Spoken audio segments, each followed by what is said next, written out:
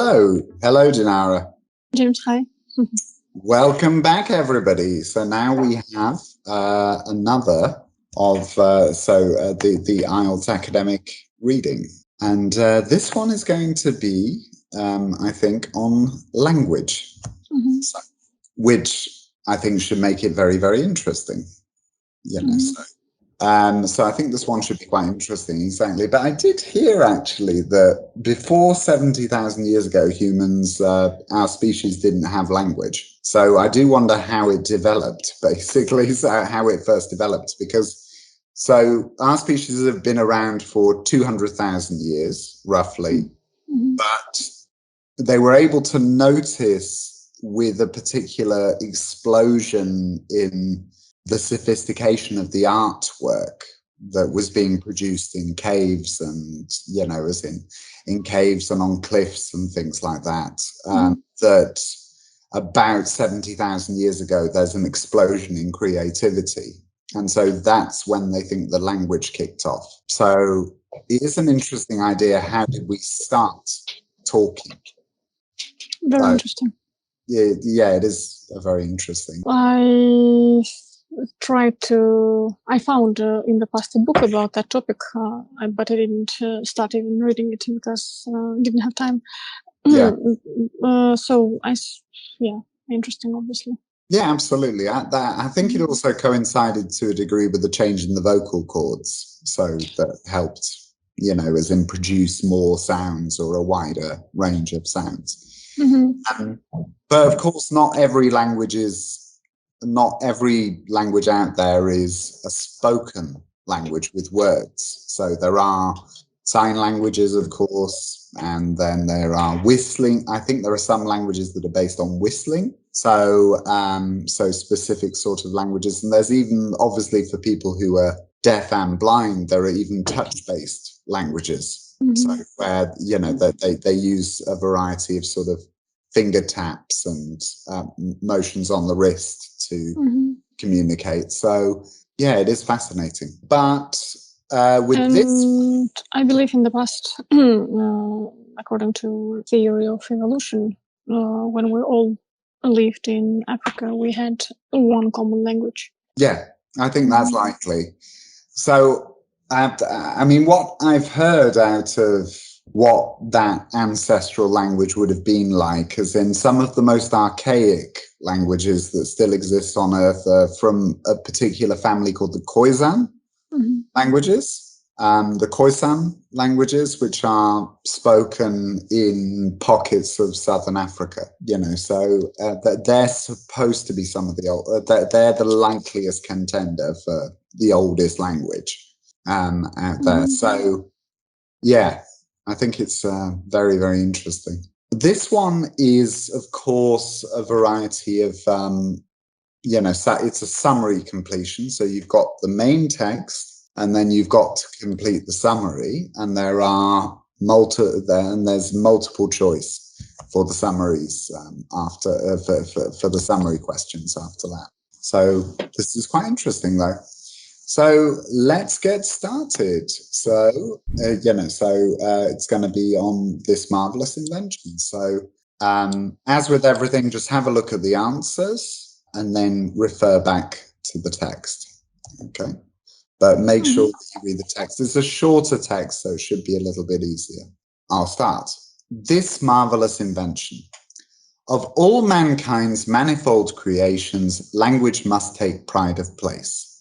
Other inventions, the wheel, agriculture, sliced bread. So there is actually a saying in English, it's the best thing since sliced bread. But oh, really? But it's not. Cool. So you've got a knife, you've got bread, you can slice it, you know, so it's not that amazing, basically. So, you know, but that's a different kettle of fish. I'll send you a link about the a comedian that did a video on that. It's quite funny. May have transformed our material existence, but the advent of language is what made us human. Compared to language, all other inventions pale in significance. Since everything we have ever achieved depends on language and originates from it. Without language, we could never have embarked on our ascent to unparalleled power over all other animals, and even over nature itself. But language is foremost not just because it came first. In its own right, it is a tool of extraordinary sophistication, yet based on an idea of ingenious simplicity. This marvelous invention of composing out of 25 or 30 sounds that infinite variety of expressions which, whilst having in themselves no likeness to what is in our mind, allow us to disclose to others its whole secret, and to make known to those who cannot penetrate it at all that we imagine, and all the various stirrings of our soul. This was how in 1660 the renowned French grammarians of the Port Royal Abbey near Versailles distilled the essence of language, and no one since has celebrated more eloquently the magnitude of its achievement. Even so, there is just one flaw in all these hymns of praise, for the homage to language's unique accomplishment conceals a simple yet critical incongruity. Language is mankind's greatest invention, except, of course, it was said that it was never invented. This apparent paradox is at the core of our fascination with language, and it holds many of its secrets. Okay, great. So what are the words you're looking for? Stirrings of our soul. Yeah. So what they mean is it's a little bit of a poetic way of saying anything that comes from our soul and anything that lifts our spirits, or, as in anything that moves us emotionally. Mm-hmm. What moves you emotionally? It's sad films, usually. Oh, really? Usually, yeah. Cool. So it depends. I would say it's those sort of heart-to-heart conversations that people have on films and in movies, so where they have that sort of close heart-to-heart conversation, and they're sudden, so there's something very sweet about that. So I would say those. Next, grammarians. So people who write grammar. Yeah, so grammarians, I think, are people who study grammar. Yeah, so and write books about it. So experts, basically. Distilled the essence of language. Oh my God.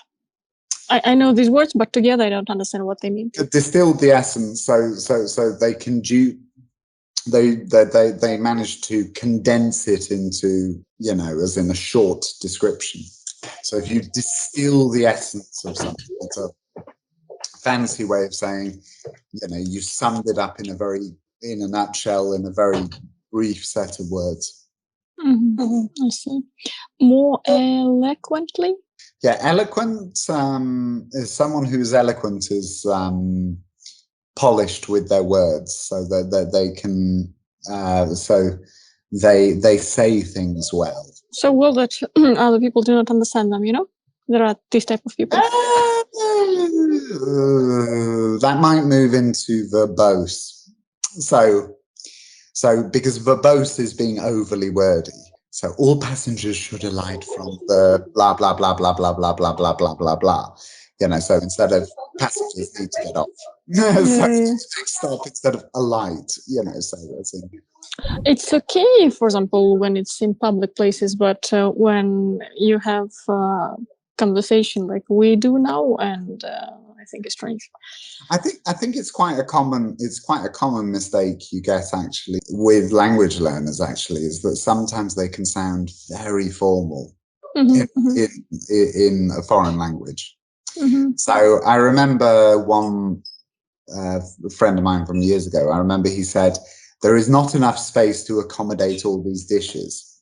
Perfect, but it just sounded so wordy and verbose. It was just very formal way of saying it. You could have just said, "There's not enough space for all the dishes." Yeah. So as in that would have been enough, so. Yeah. And for example, I do not like people who deliberately use complicated grammar to show that they are so educated, and I find it strange. Well, if it's, behind a sort of air, if there's an air of arrogance to it, then it does get. So, one of the ones that I find quite annoying personally is, for example, so it's not very, so the word whom is basically falling out of use. Oh, really? Cool. Well, it still gets used. It does still get used, and some people are still sticklers for it. I use it occasionally, but it's becoming less common. But the one that really gets on my nerves is when people say whom in the wrong way. So as in, because obviously it's accusative, it's an object. When people said, whom said that, or something like that, that's no. So if you're trying to be more eloquent by using whom, then you should use it correctly. Whom did you say that to is perfect, for example. You don't say whom said that. Because it's wrong, But sometimes it is good fun to use slightly wordier and wittier sort of phrases and things like that. So I also find when people say, oh, but that word never gets used, so it's like, well, yes, it does sometimes get used, as in, so it depends on the speaker, the register, the setting, so as in any word that's in the dictionary at some point will get used, probably, as in it's just, it might be in a very specific context. So anything else? The magnitude of its achievement.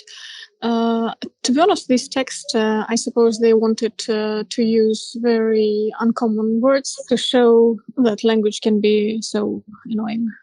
Yeah. So there's also an interesting factor that you get a lot of the time with English, is that if you up the register, if you go more the more formal and literary you speak, the more Latin-based words you're going to Latin and French words you're going to use.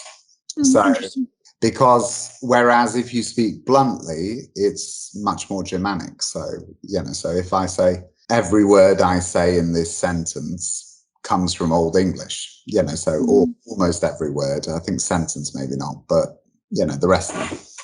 So, but then, if you converse in a more elaborate manner, an awful lot of them come from, so as in suddenly most of them will be Latin-based words or originate from French. So that's also quite interesting. You often get pairs of words as well, so that you can use. The most ridiculous example I can think of is Lord, Noble, Aristocrat. So all of those three words basically mean the same thing, but Lord is Old English, Noble is French, Aristocrat is Greek. So as in, so it's yeah, exactly. Cool. I didn't know that. Also, I see that English is very, let's say, influenced by different other languages. Yeah, absolutely. Yeah, because and that influence. So I think we've talked about it before, but the influence is very. That there's some particularly interesting changes that English went through that's quite unique. So the most unique factor that I can think of in the English language is that it borrowed a pronoun, which is almost unheard of. Languages very rarely borrow pronouns because they're incredibly common parts of speech. So it's very rare to borrow a pronoun. So they, them. So they, them came from Old Norse. So it is Germanic, but it's North Germanic, not West Germanic. So like English. Okay. So we'll have a look. So with this one, let's have a look at the summary now, so that we know that they were talking about language. Or are there any other words you're looking for? Yeah, I don't know the word homage. Homage. It's like a tribute. Tribute, I don't know. you know, so saying well done, well done, well done, you know, so it's like, cool. it's like that. As you see, guys, even though my English is quite good, still there are tons of words I don't know. And I think in the case of James, he knows all these words because he reads a lot, especially academic English, not only because he's native. I think some words even unknown for natives. Yeah. And yeah, I'm ready. You know, so as in, exactly. And I think that you can get to good level with these different words by reading more, reading articles, watching documentaries. There's lots of interesting ways to do it. So let's now have a look at the summary. Okay. So the wheel is one invention that has had a major impact on what aspects of life? So you got the answers: difficult, admired, fundamental, complex, material, original, easy. Okay. So if you go back to the second sentence, other inventions, the wheel, agriculture, sliced bread, so may have transformed our material existence. So that's the clue. So it's material. So material aspects of life. And what they mean by that is, you know, the sort of items that we have and the tools that we use. Everything surrounds us, right? Yeah, exactly. Everything that surrounds us. So not something that is spiritual or or psychological or something like that, you know. So it's that's what it means. But so it's material, which is E. The next one, but no impact has been as language. And so if we have a look, compared to language, all other inventions pale in significance. So in other words, all the others are nothing compared to language. So, or very insignificant compared to language. But no impact has been as fundamental, you know. So because fundamental, all encompassing, or as major a change, you know, so as foundational a change, as major a change as that of language. So language is very yet composed of just a small number of sounds. So it is very, pretty sure it'll be complex, but let's look back. So complex. This marvelous invention of composing out of 25 or 30 sounds that infinite variety of expressions, which, so in other words, complex. So very, very highly detailed. So it's and guys, here you can confuse difficult and complex. They are kind of synonyms, but they are not. Yeah, exactly. Because complex just means that it isn't necessarily difficult. It's that it's highly detailed. There are many facets to it, you know, so it's complex, you know, so a complex organism. So it's an antonym of simple. So complex often can mean difficult, but not necessarily. Language appears to be to use. Okay. However, its sophistication is often overlooked. So, yeah, so it would be easy to use. Okay? So, language appears to be easy to use. However, its sophistication is often overlooked. Yeah, so easy. Yeah, because mostly in speaking, we use, in any language say we use no more than 300 words. So in everyday life. James, I have a question. 2,000, isn't it? 2,000 is like a standard person's vocabulary, I think, isn't it? Maybe. No. I read 1,500 persons vocabulary who graduated from, who did his bachelor's degree in any language. And I suppose 2,000 maybe plus master's degree. And still, if you do not, if you graduated and you do not use all those words, obviously they will be dead after some time. Yes, of course. Yeah. Inactive. I have a question. I didn't understand the second part of the first sentence, but no impact has been as We chose complex, right? No, fundamental. A fundamental has been as fundamental as that of language. What do they mean? The fundamental is it's the core, so it's the core, it's the basics, so the base, okay, because the fundament, so by saying no impact has been as fundamental, has been as major or broad. I see. So. Okay, I see. Okay, thank you.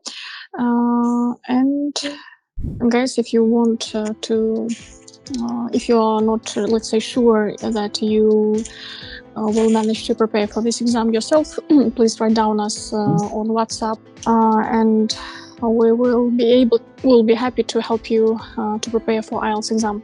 And see you in our next episodes. Bye. See you next time. Bye-bye.